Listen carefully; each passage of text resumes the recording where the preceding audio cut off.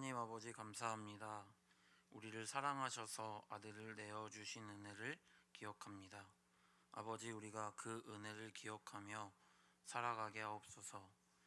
매일매일 하나님의 말씀을 통해 하나님의 뜻을 깨닫게 하심에 감사를 드립니다. 하루를 살아가며 깨달은 말씀대로 순종하며 살아가게 하옵소서. 하나님, 이 땅을 살아갈 때에 말씀을 붙잡고 나아갑니다. 삶을 살아갈 때 때로는 하나님께서 진짜 살아계신가 하는 의문이 들 때가 있습니다. 하나님, 은혜를 기억하며 흔들리는 마음을 붙잡고 끝까지 견디고 이기게 하옵소서. 처음과 나중 되시는 하나님, 하루의 첫 시작을 하나님께 올려드립니다. 오늘도 주님과 동행하며 하루를 살아가게 하옵소서. 예배를 통해 예수님을 만나게 하셔서 옥토와 같은 마음을 주옵소서. 그래서 하나님의 말씀을 들을 때 하나님의 말씀이 우리의 마음밭에 뿌리내려 열매 맺는 삶이 되게 하옵소서. 사랑하는 예수님의 이름으로 기도드립니다. 오늘 우리에게 주시는 하나님의 말씀은 누가복음 9장 28절부터 36절까지 말씀입니다. 누가복음 9장 28절부터 36절 말씀 합독하시겠습니다. 이 말씀을 하신 후 8일쯤 되어 예수께서 베드로와 요한과 야고보를 데리고 기도하러 산에 올라가사 기도하실 때에 용모가 변화되고 그 옷이 휘어져 광채가 나더라. 문득 두 사람이 예수와 함께 말하니 이는 모세와 엘리야라. 영광 중에 나타나서 장차 예수께서 예루살렘에서 별세하실 것을 말할세. 베드로와 및 함께 있는 자들이 깊이 졸다가 온전히 깨어나 예수의 영광과 및 함께 선 두 사람을 보더니 두 사람이 떠날 때에 베드로가 예수께 여짜오되 주여, 우리가 여기 있는 것이 좋사오니 우리가 초막 셋을 짓되 하나는 주를 위하여 하나는 모세를 위하여 하나는 엘리야를 위하여 하사이다 하되 자기가 하는 말을 자기도 알지 못하더라. 이 말할 즈음에 구름이 와서 그들을 덮는지라. 구름 속에 들어갈 때에 그들이 무서워하더니 구름 속에서 소리가 나서 이르되 이는 나의 아들 곧 택함을 받은 자니 너희는 그의 말을 들으라 하고 소리가 그침에 오직 예수만 보이더라. 제자들이 잠잠하여 그 본 것을 무엇이든지 그때에는 아무에게도 이르지 아니하니라. 아멘. 할렐루야. 새벽 예배에 오신 여러분을 주님의 이름으로 축복합니다. 오늘 말씀은 어제의 말씀에 이어서 예수님께서 제자들에게 자신이 걸어가야 할 고난의 길, 십자가의 길을 예고하시고 가장 아끼시는 제자 베드로, 요한, 야고보를 데리시고 산으로 기도하러 올라가신 장면입니다.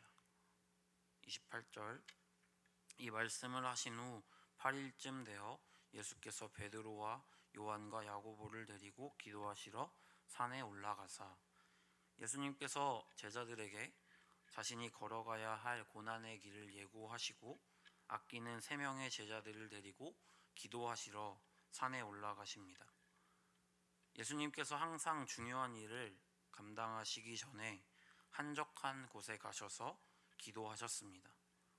예수님은 하나님이시기 때문에 언제 어디서 어떤 일들이 일어날지에 대해 아셨음에도 불구하고 중요한 일을 하시기 전에는 늘 깨어 기도하셨습니다.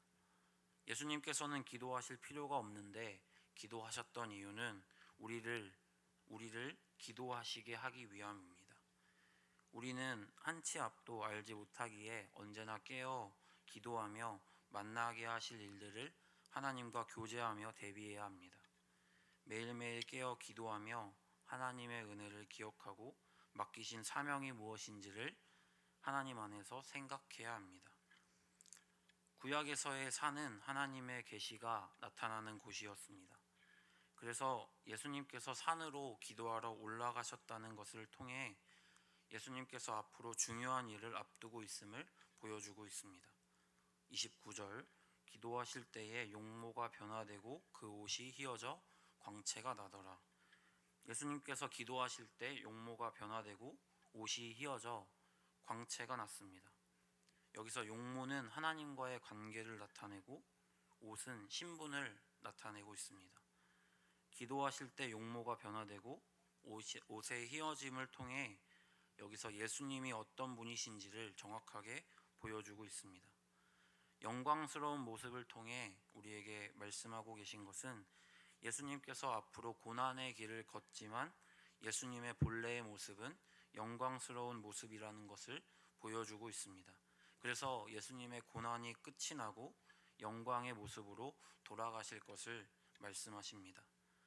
이 땅을 살아가며 신앙을 지키며 살아가는 것이 외롭고 힘들고 좁은 길이라는 것을 믿습니다. 하나님의 말씀대로 살기 위해 정직한 모습으로 살아가게 되면 하나님의 말씀대로 사는 것이 얼마나 좁은 길이라는 것을 잘 느끼고 경험할 수 있습니다. 삶에서 신앙을 지키는 것이 때로는 손해를 보는 것 같기 때문입니다. 그런데 우리가 이 땅에서의 삶이 끝이라면 고난 중에 신앙을 지키는 사람은 없을 것입니다. 그러나 우리는 이 땅에서의 삶을 마치고 본래의 고향 하나님께 돌아감을 믿습니다. 그리스도인들의 고난의 끝은 고난이 아닌 영광의 모습이라는 것을 하나님께서 말씀해 주십니다. 고난의 때에 영광의 모습이신 예수님을 기억하시어 말씀에 순종하고 반응하는 저와 여러분이 되시기를 주님의 이름으로 축복합니다. 30절 문득 두 사람이 예수와 함께 말하니 이는 모세와 엘리야라. 여기서 모세와 엘리야가 등장합니다.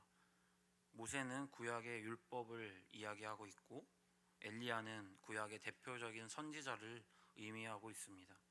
이들은 모두 메시아의 오심과 죽음을 예언했던 사람들입니다. 31절 영광 중에 나타나서 장차 예수께서 예루살렘에서 별세하실 것을 말할세. 모세와 엘리야가 나타나 예수님과 함께 예수님의 죽으심, 그 별세에 대해서 대화합니다. 여기서 별세의 의미는 어떤 것으로부터 벗어난다는 의미입니다. 구약에서는 출애굽을 통해 노예의 신분이었던 이스라엘 백성들을 해방됨을 보여줍니다. 예수님의 별세, 죽으심, 십자가 사건을 통해 죄의 삭신 사망에서 구원을 이야기합니다. 우리는 구원받은 존재입니다. 예수님의 고난 그리고 죽으심을 통해 우리는 자유케 되었습니다. 6월절 어린 양의 피로라는 찬양이 있습니다. 6월절 어린 양의 피로 나의 삶의 문이 열렸네. 저 어둠의 권세는 힘이 없네. 주 보혈의 능력으로. 원수가 날 정죄할 때에도 난 의롭게 설 수 있네. 난 더 이상 정죄함 없네. 난 주 보혈 아래 있네. 난 주 보혈 아래 있네. 그 피로 내 죄 사했네. 하나님의 긍휼 날 거룩해 하시었네. 난 주 보혈 아래 있네. 난 원수의 어떠한 공격에도 더 이상 넘어지지 않네. 난 주 보혈 아래 있네. 하나님의 긍휼하심으로 우리는 더 이상 정죄함이 없습니다. 어린 양 예수의 피로 우리는 새롭게 되었습니다. 우리는 구원받았습니다. 신앙을 지키며 산다는 것은 넘어짐의 반복입니다. 그러나 우리가 넘어짐을 묵상하는 것이 아니라 예수님의 십자가 사건을 통해 구원케 되고 다시 일어서게 된 것을 기억해야 합니다. 원수는 우리가 넘어졌을 때 그 넘어짐에 반응합니다. 우리를 조롱하고 정죄합니다. 우리의 연약함을 건드려서 하나님께 나아감을 방해합니다. 그런데 우리가 기억해야 할 것은 우리가 넘어진 것에 우리의 연약함에 묵상하는 것이 아니라 찬양의 가사 예수님의 죽으심을 기억하며 자유케 하신 은혜, 구원하신 은혜를 기억하고 누리는 것입니다. 그 예수님의 그 사랑을 기억하며 나아가는 저와 여러분이 되시기를 주님의 이름으로 축복합니다. 32절 베드로와 및 함께 있는 자들이 깊이 졸다가 온전히 깨어나 예수의 영광과 및 함께 선 두 사람을 보더니, 예수님께서 고난을 예고하셨지만 제자들은 예수님의 말씀이 와닿지 않았습니다. 예수님이 돌아가시고 부활하시기 전까지도 제자들은 그 예수님의 뜻을 발견하지 못했습니다. 아마 제자들은 예수님께서 고난당하신다는 것을 상상조차 하지 않았을 것입니다. 당연히 왕이 되셔서 식민 통치하에서 그들을 구원하실 거라고 믿었습니다. 그러니 그들은 당연히 기도할 필요성을 느끼지 않았습니다. 그래서 예수님께서 기도하러 올라가셨을 때에도 제자들은 기도할 필요성을 느끼지 못했기 때문에 깊은 잠에 들었습니다. 제자들이 깊은 잠에 들었다가 잠에서 깨어나서 보니 예수님께서 모세와 엘리야와 함께 계신 것을 보게 되었습니다.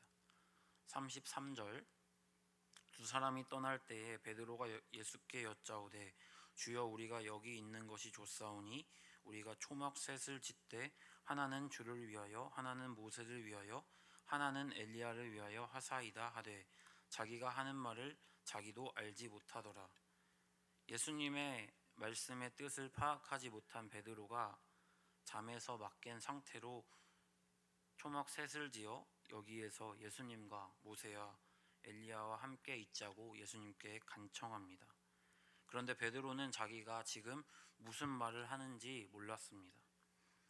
베드로의 모습을 통해 알 수 있는 것은 깨어 기도하지 않으면 하나님의 뜻을 알 수 없다는 것입니다. 우리가 이 땅에 살면서 깨어 기도해야 하는 이유는 하나님의 뜻이 무엇인지를 알아가기 위해서입니다.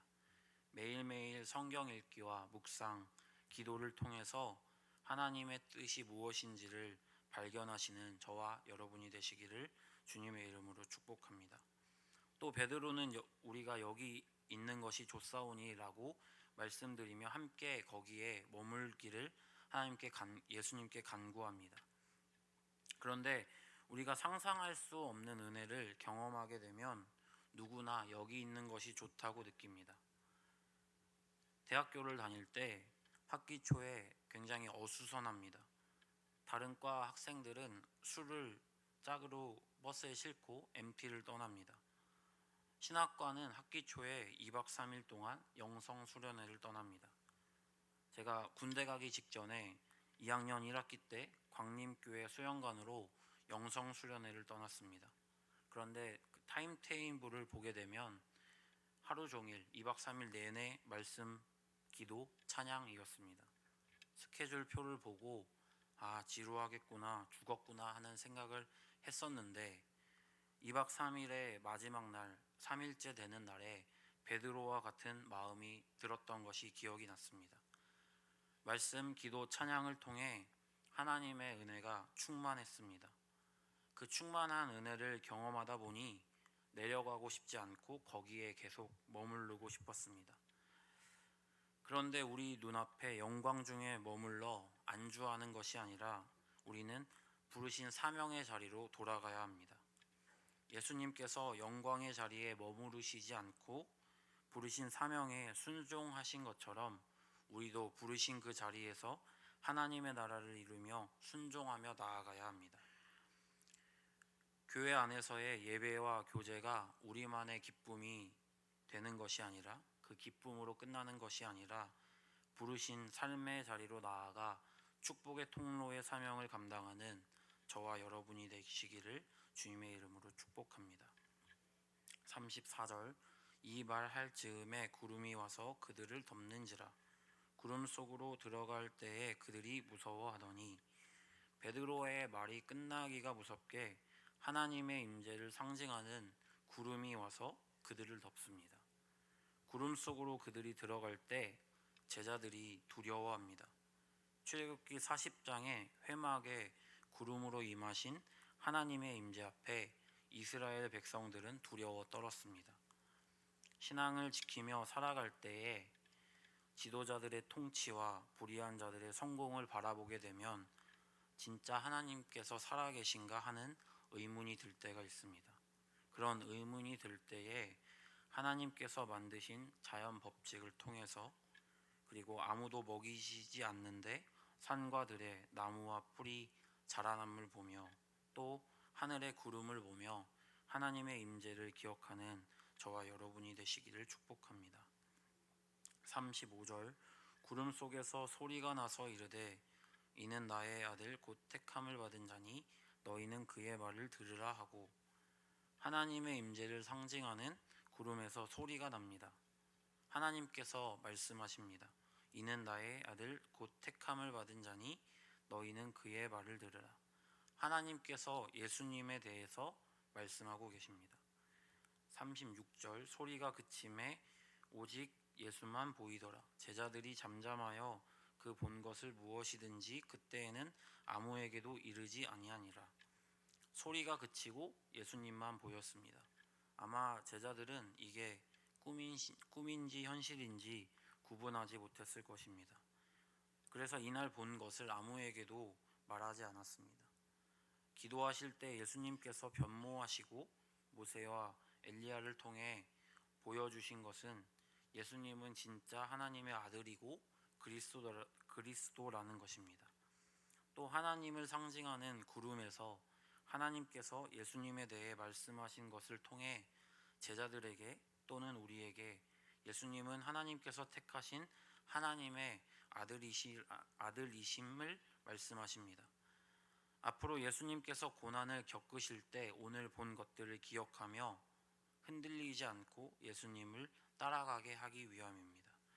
우리의 삶에서도 하나님께서 주시는 은혜를 통해서 고난의 상황에 하나님을 의지하며 따라갈 수 있게 말씀하십니다. 고난을 이기게 하는 것은 하나님의 은혜를 경험하고 기억하는 것입니다. 깨어 기도할 때 하나님의 은혜를 경험할 것입니다. 기도한 것이 이루어지고 응답받았을 때 하나님의 살아계심을 경험하게 됩니다. 기도하지 않아도 하나님께서 우리를 사랑하셔서 공급하시고 채우시는데, 기도하지 않으면 하나님의 공급하심과 채우심이 우연히 발생한 일이라고 여겨지고 그냥 지나치게 됩니다. 하지만 우리가 깨어 기도하고 작은 것에서부터 큰 것까지 기도하게 되면 하나님께서 공급하시고 채우실 때에 그것이 하나님이 살아계셔서 우리에게 응답하신다는 것을 경험할 수 있습니다. 하나님을 경험한 것들을 통해 고난의 상황에 넘어지고 무너지는 것이 아니라 지금도 살아계시고 역사하시는 하나님을 굳게 붙잡고 순종의 길로 나아가시는 저와 여러분이 되시기를 주님의 이름으로 축복합니다. 기도드리겠습니다. 하나님 아버지 감사합니다. 말씀해 주셔서 감사합니다. 언제나 깨어 기도할 수 있게 있는 은혜를 주옵소서. 그래서 하나님의 뜻이 무엇인지를 알아가게 하옵소서. 살아가는 동안 일어나는 일들을 통해 하나님께서 배우게 하시는 것들을 잘 감당하게 하옵소서. 예수님의 십자가 사건을 통해 우리를 구원하여 주셔서 감사합니다. 예수님의 고난을 기억하며 하나님의 은혜를 생각하게 하옵소서. 우리를 절대 포기하지 않으시는 그 사랑을 깨닫고 경험하고 누리며 살아가게 하옵소서. 여기가 좆사오니가 아닌 사명의 길 부르심을 기억하여 부르신 자리에서 하나님의 말씀대로 살아가게 하옵소서. 부르심에 합당한 열매를 맺고 거두게 하옵소서.